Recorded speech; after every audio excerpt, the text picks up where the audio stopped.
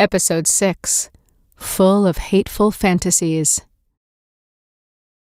Inevitable as the dawn, Isilu and the circling fairy Marlin insisted was her brother drew closer, while the elves matched their advance, marching along the line of the horizon like an omen of apocalypse.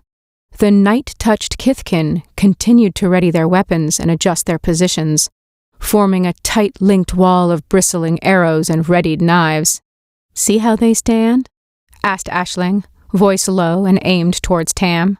"On the lee side of the night? Fear of the unusual serves them well. They move as one because they treat the outside world as a single enemy. Kithkin are always community-oriented, but never so well united by day." Tam swallowed, eyes flicking to the line of torches coming ever closer. "Is this really the right time to lecture me about night and day?" she asked. "Any time the world provides a clear example is the right time to point it out," said Aisling. "The night falls, the Kithkin unite. The day dawns, the elves believe only they can see clearly in the sunlight. Our changes reveal other parts of who we are, but those parts are merely different, not greater or lesser." Isilu stalked closer, the trailing tangle of its wings dragging on the ground and cutting a furrow in the soil, which filled at once with glowing moonflowers and sparkling starlight buttons in a rainbow array of colors. The fairy left off circling the beast's head to flit down and fly a wide loop around Marlin's. She laughed, a tight, half-choked sound, and held her hands out toward the tiny figure. Not even the approaching danger could dim her joy in the moment. "Brother," she cried, "you came home." The fairy frowned and flitted back to Isilu, touching the great beast's neck with one hand and hovering there, keeping pace as the night elemental drew closer and closer to the small group. Aisling stepped in front of the two students, blue fire blazing skyward, and looked gravely up at Isilu. He lowered his head to the burning ramekin, and while he had no visible nostrils, the sound of him sniffing her was audible from several feet away. Her flames flickered as he snorted, an exhale of air that smelled like the first frost of winter, like hot cider and newly fallen leaves. Somehow, there was no contradiction in those scents. They were part and parcel of the night elemental's existence, filtered through the mortal senses of the people looking up at him. Aisling blazed even brighter as Isilu raised his head and looked back at the advancing legion of elves, then began circling the small group formed by the Kithkin, Marlin, and her allies. Fog rose up from the flower-filled furrows its tail was leaving in its wake, curling in the air, and he snarled, attention on the elves. Sanar squeaked, moving to stand behind Tam. "It's protecting us," said Tam, awed and confused. "It wants to keep us safe, but we're not from here. It shouldn't care about us." "Night is flawed," said Aisling, picking up a spear dropped by one of the circling Kithkin. "So is day. Both can care for things outside their normal boundaries." Tam looked uncomfortable, moving to position herself closer to Marlin. Sanar followed, not wanting to be left exposed. Marlin, meanwhile, seemed to have almost forgotten about the danger they were all in. She had eyes only for the little gold-flecked green fairy. "Brother," she called, "come down! Come back to me!" Sanar frowned. "How can your brother be the size of my hand?"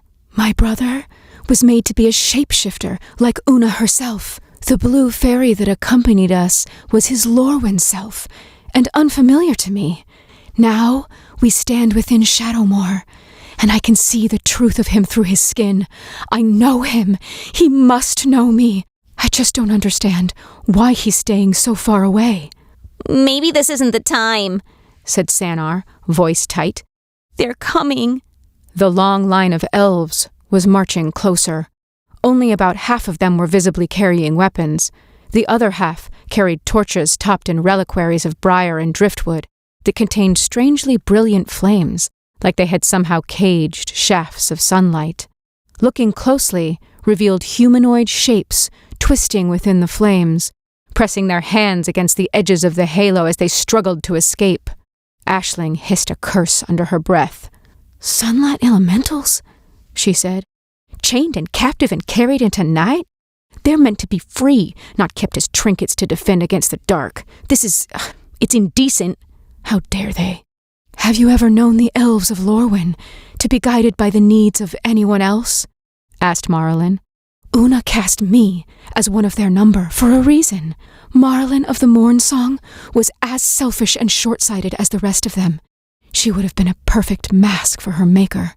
"Too bad for Una that you learned to be your own person."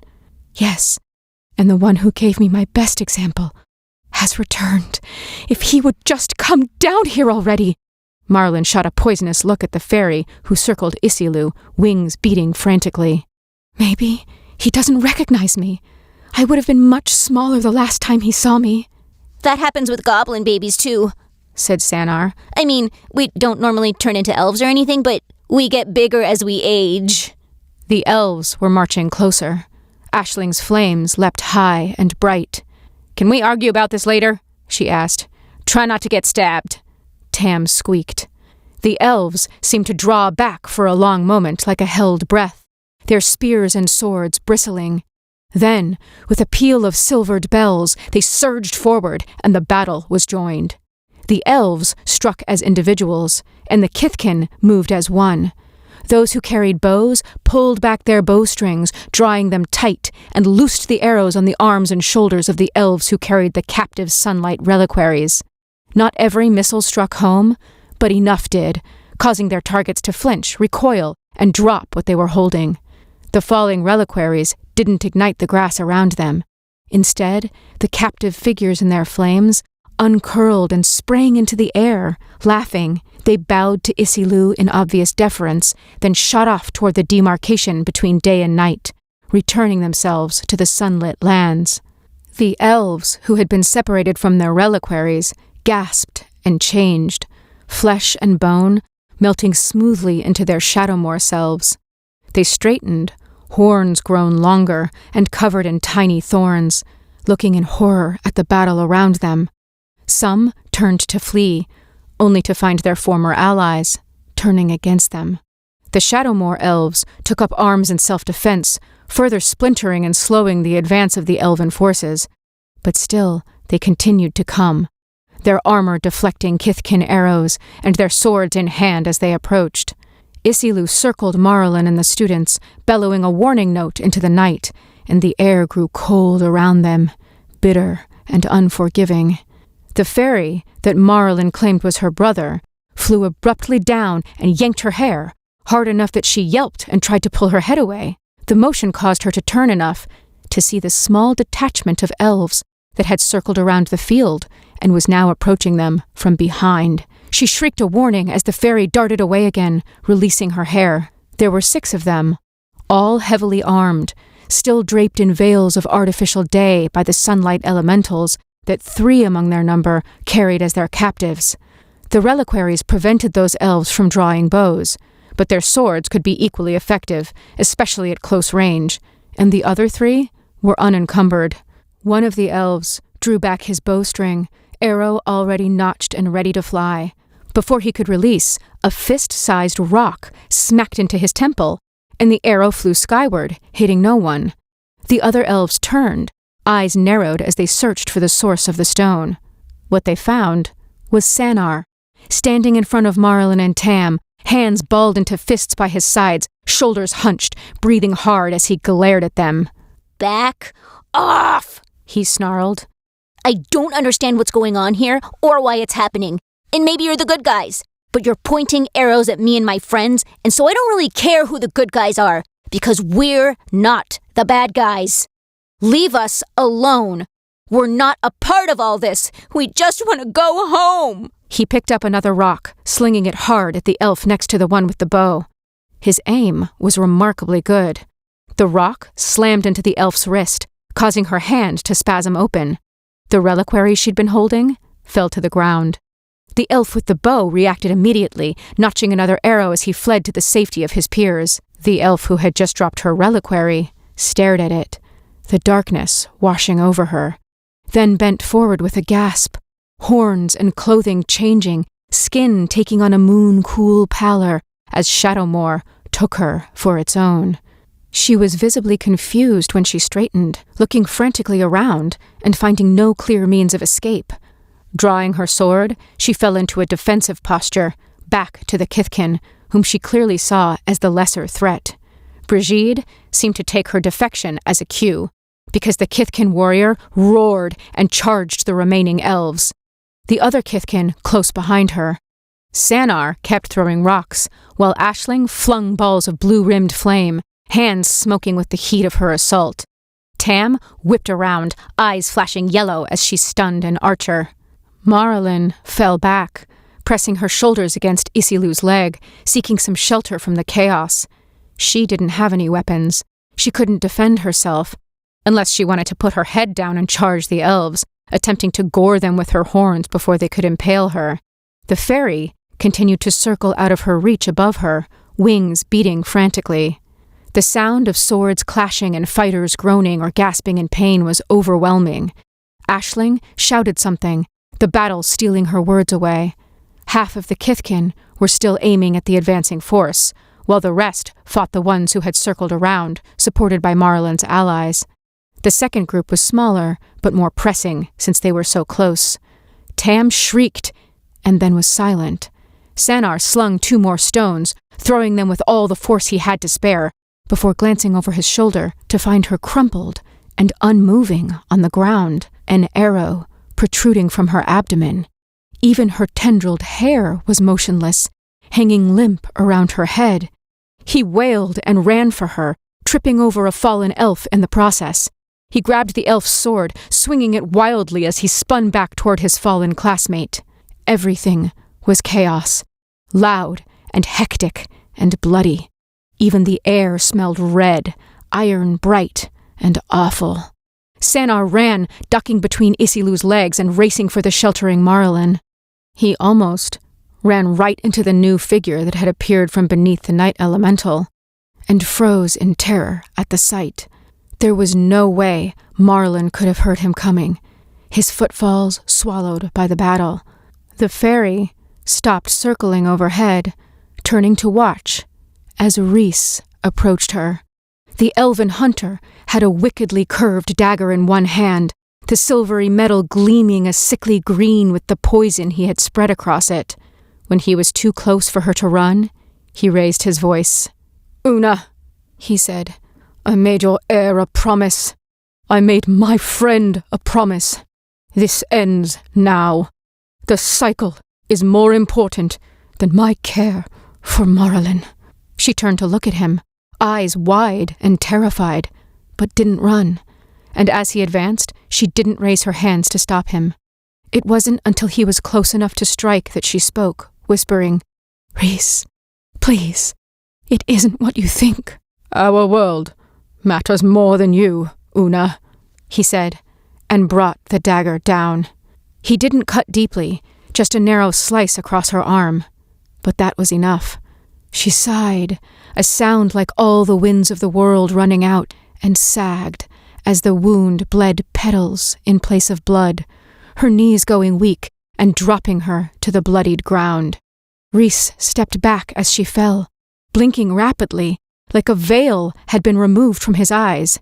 "You didn't fight," he whispered. "You didn't fight, or try to control me, or promise me riches beyond counting. You didn't. You weren't. Una is dead. Marlin was my sister," snarled the fairy that had hovered above, dropping out of the air fast and hard and landing between Rhys and the fallen Marlin.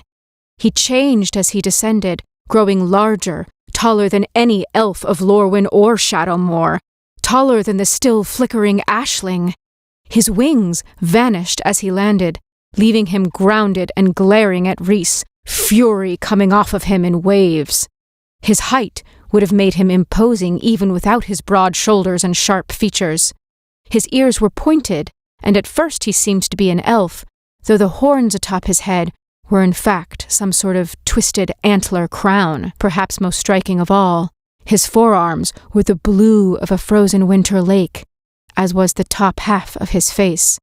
His clothing was almost tattered, leaving his chest and arms bared, but the remains of fur and velvet covered his legs and back, making him look more like a prince in exile than a stranger who had been a fairy only a moment before. He looked down at the motionless Marlin, watching her long enough to see that she was still breathing, even if her breath was strained, before he began advancing on the horrified Rhys. "Do you know me?" he demanded, and his voice was judgment. "Marlin has no brother," said Rhys coolly, falling into a defensive stance. He was clearly ready to fight and die if that was what came next. "Except she does, and I know him," said Sanar. Both men turned. Sanar was crouching next to Tam, one arm suddenly bare. He had ripped the sleeve off his jumpsuit and packed it around her wound, careful not to jostle the arrow too much. He hadn't removed it. Keeping it in place meant it could serve as a cork, keeping most of her blood safely trapped inside her body. The Kithkin and elves were still fighting around them, but he seemed to have shut them out in his rush to save his friend. Only the small pile of rocks in front of him betrayed how worried he still was. "How?" asked the man. "I don't know your name, but I know who you are, because nothing else makes any sense," said Sanar. "You're Marlin's brother, the one who left before she was Marlin, the one the bad queen made and threw away. Now can we stop talking and do something? Tam's hurt real bad. I'm not in Witherbloom. I don't know how to fix her." The man smiled a thin, terrible smile, attention returning to Rhys. "Yes, I am that wretched wanderer of the night. Una made me to rule Shadowmoor, knowing she would never grant us our independence. Once I understood that also, I left and forswore the idea of family." He said the word like it tasted somehow foul. "I had no sisters then, and no intention to ever return. So imagine my dismay when I met a wanderer who told me tales of my own homeland, of Una's fall and Shadowmoor resurgent. Then I got here and found my mother right where I had left her, or so I thought. The woman you call Marlin looked enough like Una that I believed her to be Una herself, reborn in elf's guise." Tam," began Sanar. "Quiet, student," snapped the returned prince, eyes still on Rhys. "I, who had never known my sister, saw through her masks and realized she was not Una returned. You, who claimed to be her friend, couldn't see half as much. You creatures of Lorwyn are so prone to being blinded by the light." "Tam is dying," said Sanar loudly. "My sister, my family, dies more swiftly." This time the word family was gentler, more puzzled. "If I talk to ease her passing, I will be forgiven. Your friend has venom in her veins and has hours yet before her own Aurora comes. He," and he gestured sharply to Rhys, "needs to listen. He owes me this. He owes us both." "So save Marlin." "I can't," said the prince wearily. "His knife was coated in moonglow, the deadliest poison known to the daylight paths of Lorwyn. He's sealed her fate. I thought she was... I promised her I would send her to peace before she could become her mother reborn," protested Rhys. "We were both mistaken," said the prince. "I thought she was Una, so I taunted and tormented her. And when that didn't work, I brought outsiders to sow chaos. And you know what she did? She ran. She fled for her world's sake, for the cycle's sake, and she proved herself to have never been our mother at all." "She was always Marlin," said Rhys with dawning horror. "You convinced her that Una was returning, and she convinced me without intending to, until I raised arms against her. This is your fault as much as my own." The prince looked at him sadly. Before he could say anything, An elf broke through the ring of Kithkin and charged forward, a sword in one hand, a reliquary in the other. He charged at the prince, who waited for him to get close, then reached out and grabbed his wrist, twisting it hard until he dropped his sword to the ground.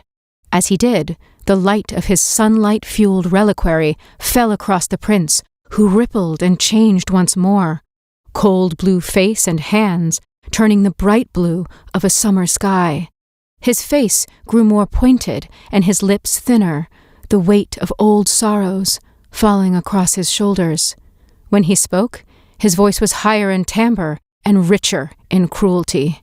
"You have no part in this anymore," he informed the elf, and reached out to take the reliquary with one hand, while he flicked the fingers of the other. The elf was gone. The elk that stood in its place looked bewildered, or as bewildered as a prey animal can look, then turned and ran away, hooves churning at the night-soaked ground. "There's not much difference between an elf of this land and an elk," said the black-haired man, who was not a prince at all, turning his attention back to Rhys. "I always found that amusing. But you, I don't find you amusing in either form. She trusted you. She cared for you. There was no treachery left in her, and you killed her. You betrayed her." "I did what she asked of me." On the ground, Marlin was still breathing, but only shallowly. The root-like bruise-purple marks of moonglow snaked out from her injury, marking the path of the poison through her veins. Sanar shrieked something unintelligible and chucked another rock at an encroaching elf, who responded by backing up and firing an arrow at him. Abruptly, the Lorwyn-draped Prince of Shadowmoor was there, standing between the goblin and the elves. "No!" he said sharply, voice less forgiving than it had been when he wore the knight on his sleeve. The remaining elves of this detachment were gone, replaced by puzzled rabbits who twitched their ears and shook their heads before they turned and ran off into the meadows. The man tossed the reliquary aside as he reached out to rest a hand against Isilu's flank, sighing in evident relief as the darkness flowed over him. He was Shadowmoor's prince, not Lorwyn's exile, when he turned back toward Rhys. "Night and day are two halves of the same whole, as my sister and I are meant to be," he said. "She serves Lorwyn, and I serve Shadowmoor. By raising arms against the day, you raise them against the night." "I only did as she asked me," said Rhys, voice gone small. The prince advanced. Rhys stepped back. Marlin and Tam continued to die. What came next seemed inevitable. They were alone in a field, with no medical aid anywhere nearby, and a line of elves still stretched across the hills. Their numbers had been denuded by the fighting Kithkin, but they still numbered enough to stop any efforts at escape. Then, a loud roar split the night, echoing off the hills and trees alike. All of them who were capable of movement turned toward the sound, even Sanar and the night elemental. As they watched, a large white figure vaulted over the line of elves. A smaller, darker figure cradled close to it and ran toward them across the field. Whoever or whatever it was, it moved quickly, bipedal and agile, dodging arrows in the air and holes in the ground with equal ease, until it rounded Isilu's flank and came skidding to a stop in front of the small group. The figure became clear as a white-furred leonin, carrying Kirill cradled close against his chest. The vampire sat up as the leonin stopped running, a wide grin splitting their face and showing the tips of their pointed cuspid teeth. "Sanar!" they cried. "Oh, I never expected to be this glad to see you." "Kirill?" Sanar stood. "Is that you?" "It's me," said Kirill. "This is Ajani. He's a friend of Professor Vess's." They patted the white leonin on the arm, not seeming to notice his wince at being called Professor Vess's friend. "You can put me down now," they added. Ajani nodded and lowered them to their feet. Kirill stretched, then hurried over to Sanar, seeming to notice the fallen Tam for the first time. "Tam?" they asked. "Sanar, what happened? And where's Abigail?" She fell in the river," said Sanar. "She's gone, and an elf shot Tam with an arrow. I remembered enough from my first aid classes to not take it out, but she needs medical care or she's not gonna be all right, Kirill. I'm afraid she might. I think she's gonna... He stopped then, ear tips quivering with the fear he was trying so hard to contain. Below him, Tam muttered incoherently. Kirill thought she might be counting. Were those prime numbers? I met the local elves, said Kirill grimly. I don't have any trouble believing that they'd shoot Tam with an arrow. Or any of us. How did you get away? We didn't, said Aisling, approaching the newcomers. Shadowmoor's princes returned to us, and he turned them into beasts before driving them away. Shadowmoor's prince? Asked Ajani. He looked toward Rhys and the prince. Ajani squinted at him. I don't know you, but you look familiar. The young vampire mentioned a Professor Vess, said the prince. Would that be Liliana by any chance? Yes, said Ajani, sounding surprised. How do you... She and I both walked the plains at the same time. She knows me as Oko. I was Una's first attempt at an heir. I returned for Shadowmoor's sake, and was reminded that I had a sister. He gestured toward the motionless Marlin, then looked toward Rhys. If you've killed her before I could know her worth, I'll kill you in kind. What happened to her? Asked Ajani. I was mistaken. I thought she was our enemy and I struck her, said Rhys. Moonglove's poison flows through her now, and it has no cure. Moonglove, said Kirill, voice going speculative. Is that like Dawnglove? Yes, said Rhys, with surprise. Moonglove grows only in Lorwyn. It makes the deadliest poison known. Dawnglove grows only in Shadowmoor. It can be used as a poison, but it has curative properties as well, and can be used to mend what's been broken. The elves of Shadowmoor guard it jealously. How do you know of it? I was abducted by a hunter Lewin, who took me to see someone named Morkant, who went by the title of High Perfect, despite being a massive jerk. They took me to pick Dawnglove for them so they could use it to make a poison that would kill the big guy here. They gestured toward Isilu, who snorted and pawed at the ground in evident disgust. It's supposed to destroy night stuff. Shadowmoor stuff, I guess? But during Introduction to Magibotanical Environments back at school, they taught us that most magical poisons have equal and opposite counters that can be used to neutralize their effects.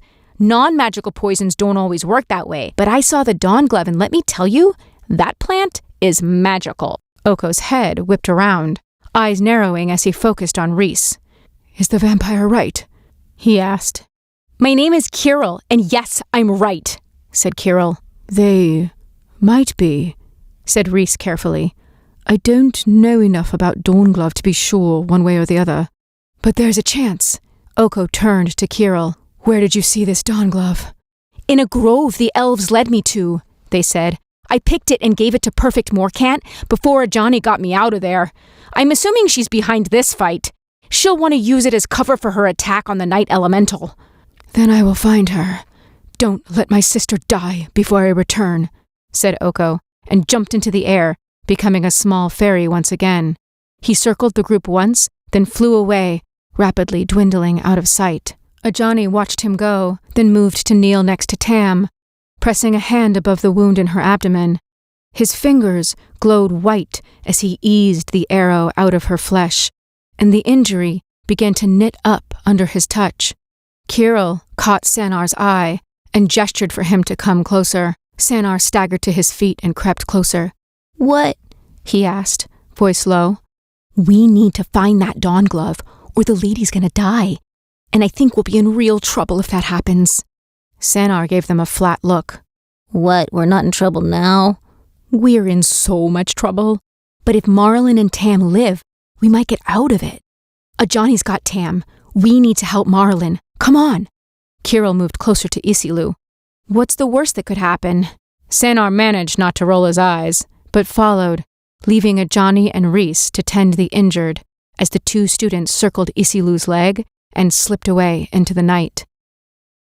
Isilu was unquestionably the largest creature either of them had ever seen. Kirill thought it might be comparable to the founder dragons, but they had never seen one of those fabled beings, only heard about them. They circled the leg and crossed under the belly of the beast to the fields beyond, Sanar keeping close behind, a rock clutched in either hand. "Who are we looking for?" asked Sanar. "Perfect Morcant," murmured Kirill, keeping their head low as they scanned their surroundings. Clusters of elves and Kithkin still fought out in the open, but a large portion of the line was still distant, watching without intervening. Kirill frowned. They had seen battles like this described in the history books, and they usually meant a distraction was in process, something to keep eyes on the spectacle while an ambush played out elsewhere. They began moving toward Isilu's head. It was no true surprise when they got there to find Perfect Morcant, sword in one hand and gleaming purple-gold vial in the other. The liquid inside glimmered like starlight wine, and Kirill hissed sharply through their teeth. "The dawn glow," they said. "We have to get it away from her." "Okay," said Sanar, and threw a rock. It spun as it flew, distorting the air around it, and slammed into Perfect Morcant's shoulder, causing her to whip around and snarl at the students. There were dead elves on the ground around her, Kithkin arrows in their chests, but she was as yet unscathed. She stalked toward them through the muck, sword high. "Oh, run away," she snarled. "Found an eye-blight to do your fighting for you. I'll have you both to feed my garden, and this beast will die before the morning comes." She slashed at Kirill, who flinched away, only to freeze as a hand grabbed her wrist and stopped the swing. Morcant turned to blink at her assailant. Lewin, brow now crowned with thorn-peppered horns as his Shadowmoor self, asserted itself, slammed his forehead into hers hard enough that Kirill and Sanar heard bone crack. Morcant staggered back as far as she could while Lewin held her wrist. He leaned over to pluck the vial from her hand. "Catch," he said, and threw the vial to Sanar. Still not releasing Morcant, Lewin leaned down and snatched something from her belt. She gasped, clearly disoriented, and tried to grab what he'd taken back. Lewin released her, holding up what looked like a gourd attached to a leather cord. As he ran to Kirill and Sanar, his horns returned to their daylight form, while Morcant's twisted and grew thorns. She dropped her sword, looking horrified, and turned to bow to Isilu, beginning to murmur apologies. "I have no idea what just happened," said Sanar. "We'll discuss it later," said Kirill, and grabbed Lewin's free hand in their own. "Come on, Lulu." "Where are we going? Wait, what did you just call me?" asked Lewin. Kirill grinned, almost manic. "We're going to see the Queen," they said, and ran back the way they had come, pulling Lewin along, Sanar following the pair of them, all moving deeper into the night.